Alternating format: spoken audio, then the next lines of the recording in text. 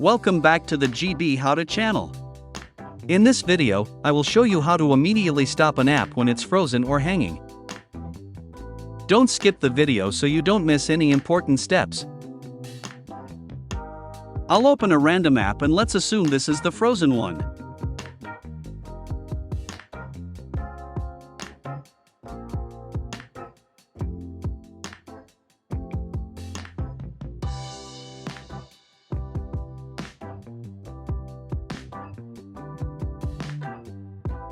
Now, long press on the app icon. Tap on the eye icon, App Info.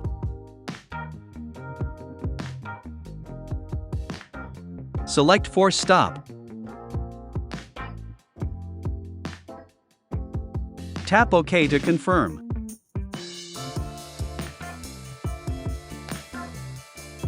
Now, let's reopen the app.